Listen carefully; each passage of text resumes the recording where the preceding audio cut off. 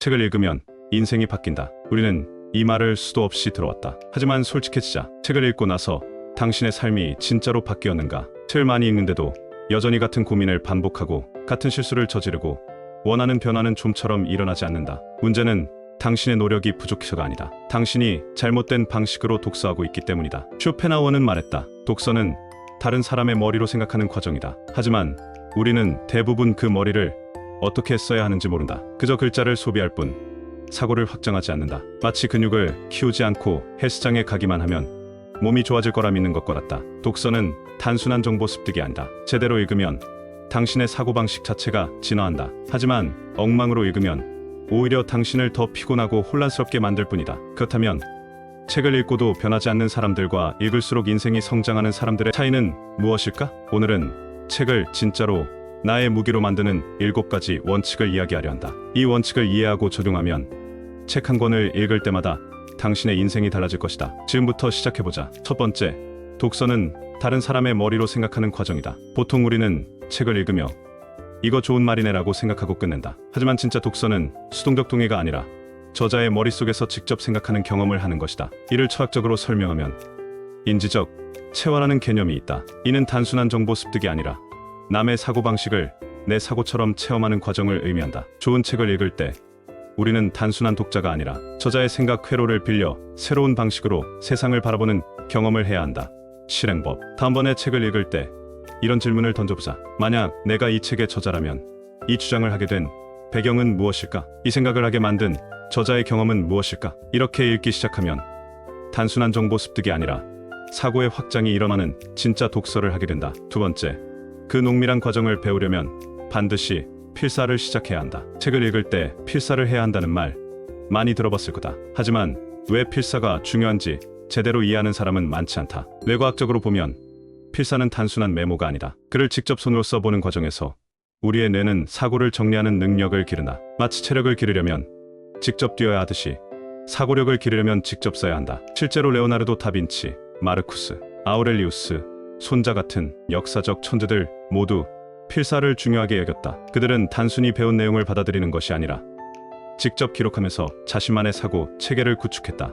실행법. 단순히 좋은 문장을 필사하는 것이 아니라 필사한 문장 옆에 자신의 생각을 적어보자. 예를 들어 책에서 강한 자가 살아남는 것이 아니라 변화하는 자가 살아남는다 라는 문장을 봤다면 그 옆에 나는 지금까지 얼마나 유연하게 변화해왔는가? 라는 질문을 써보는 것이다. 이렇게 하면 책 속의 문장이 내 삶 속에서 살아있는 사고로 변한다. 세 번째, 필사를 통해 우리는 자기만의 생각 지도를 만들 수 있다. 책을 읽고 필사를 한다고 해서 끝이 아니다. 결국 중요한 것은 내 생각이다. 책을 많이 읽어도 자신의 철학이 없는 사람은 많다. 반면 책을 몇 권만 읽어도 자신만의 생각을 가진 사람은 단단하다. 왜 이런 차이가 날까? 이것이 바로 메타인지의 차이다. 메타인지는 나는 지금 무엇을 알고 있고 무엇을 모르는가를 파악하는 능력이다. 책을 읽고 필사한 후 그 내용을 내 사고, 체계 안에서 연결시키는 과정이 반드시 필요하다. 실행법. 필사한 내용들을 하나의 생각 지도로 만들어보자. 책의 개념들이 어떻게 연결되는지 시각적으로 정리하면 지식이 단순한 정보가 아니라 나의 사고, 체계가 된다. 실제로 철학자 칸트도 모든 개념을 도표로 정리하며 사고했다. 이 방법을 적용하면 책을 읽을 때마다 내 사고의 깊이가 확장될 것이다. 네 번째, 한 권의 책을 다 읽으면 내면에 하나의 세계가 탄생해야 한다. 책을 읽은 후 당신의 머릿속에 새로운 세계가 생긴 적이 있는가? 만약 책을 덮은 순간 좋은 책이었네라고 생각하고 끝난다면 사실상 아무것도 남지 않은 것이다. 좋은 책을 읽으면 그 책의 사상이 나의 일부가 되어야 한다. 마치 영화 한 편을 보고 나서 오랫동안 그 장면이 머릿속에서 반복되는 것처럼 책을 읽고 나서도 그 세계가 내 안에서 계속 확장되어야 한다. 심리학적 원리, 이것을 내면화라고 한다. 단순한 정보 습득을 넘어 그 개념이 나의 사고와 감정, 행동까지 바꾸는 수준으로 스며들어야 한다. 예를 들어 스티브 잡스는 젊은 시절 선 사상에 깊이 몰입했고 이것이 애플의 미니멀리즘 디자인 철학으로 이어졌다. 그는 단순히 책을 읽은 것이 아니라 그 개념을 내면화하고 현실에 적용했던 것이다.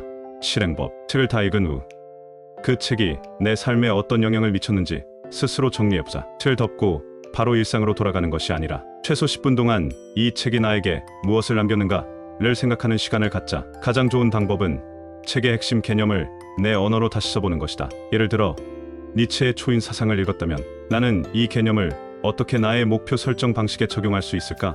라는 질문을 던지는 것이다. 이렇게 정리하면 단순한 독서가 아니라 사고의 확장이 일어난다. 다섯 번째, 책을 아무리 읽어도 나아지지 않는 이유는 읽기만 해서 그렇다. 여기서 아주 중요한 질문을 던져보자. 당신은 책을 읽고 있다고 착각하고 있는 것은 아닐까? 많은 사람들이 책을 읽으면서도 삶이 변하지 않는 이유는 읽는 행위만으로 변화가 일어나리라 믿기 때문이다. 하지만 읽기만 한다고 변화가 일어나진 않는다. 이는 정보 소비의 함정과 관련이 있다. 우리는 지식을 습득하면 마치 그것이 내 것이 된 것 같은 착각에 빠진다. 하지만 지식을 소비하는 것과 내면화하는 것은 완전히 다르다. 철학적 원리, 이 문제를 니체는 반추하는 사고의 부족이라고 설명했다. 니체는 인간이 정보를 단순히 흡수하는 것이 아니라 반추, 되새김해야만 그것이 진짜 지식이 된다고 주장했다. 소 한 마리가 먹이를 그냥 삼키는 것이 아니라 다시 씹고 소화시키면서 영양분을 흡수하는 것처럼 독서도 반드시 반추하는 과정이 필요하다.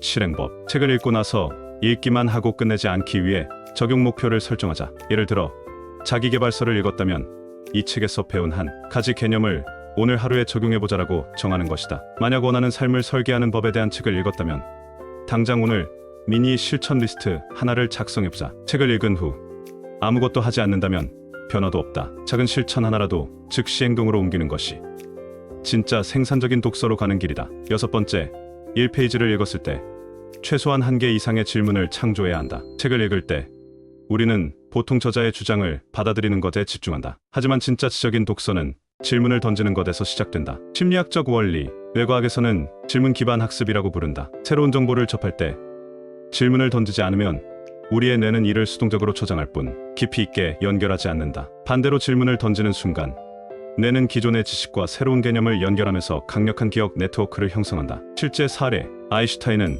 나는 답을 찾는 것보다 올바른 질문을 던지는 것에 더 많은 시간을 쓴다 라고 말했다. 그는 상대성 이론을 발견하기 전 빛을 타고 우주를 여행하면 어떤 일이 벌어질까라는 단 하나의 질문을 수년 동안 탐구했다. 즉, 질문이 곧 사고의 깊이를 결정한다. 실행법, 책을 읽을 때 한 페이지를 읽을 때마다 최소 한 개의 질문을 만들어보자. 예를 들어 이 개념은 내 삶에서 어떻게 적용될 수 있을까? 또는 이 주장이 틀렸다면 어떤 반론이 가능할까?